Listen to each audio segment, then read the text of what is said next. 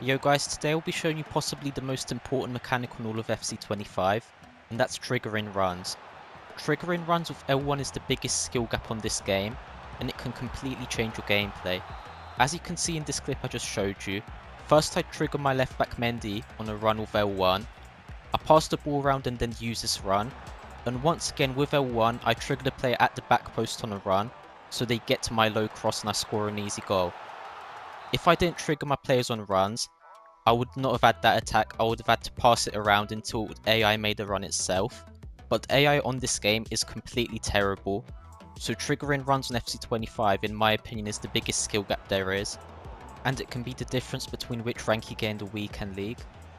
As you can see in these clips I'm showing you, when I want to trigger a player on a run, I just spam L1 while facing at them, and that's all you have to do, it's that simple. And another thing that makes triggering runs very easy is the 4-2-1-3. In this formation, as soon as you win the ball back, you can trigger your attackers on a run and send a through ball to them. As you can see, I send Puskas on a run and then I pass it to Bale, and use Puskas' run to get an open goal. This formation is insane, especially if you have midfielders with incisive pass, as you can trigger your wingers on runs and send ridiculous through balls to your wingers straight from your DM, completely breaking your opponent's line. And now I'll show you one more way that you can use triggering runs, which is the most overpowered, and that's for crossing. By manually triggering the player at the far post on a run before you cross it in, you can give yourself a guaranteed goal when you cross the ball in. As you can see, I sent Henry on a run, and then I cross it into him as soon as he's in line with the defenders and he breaks the line, and I can score an easy goal. This works with low crosses too. As you can see, I send the player at the far post on a run, low cross, open goal.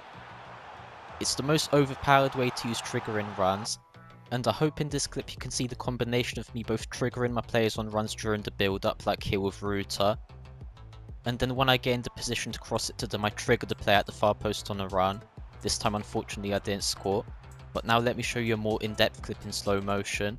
Here as you can see I send both my attackers on a run, both my cam and my striker. I then use my cam's run and instantly send my right winger on a run to get into the space.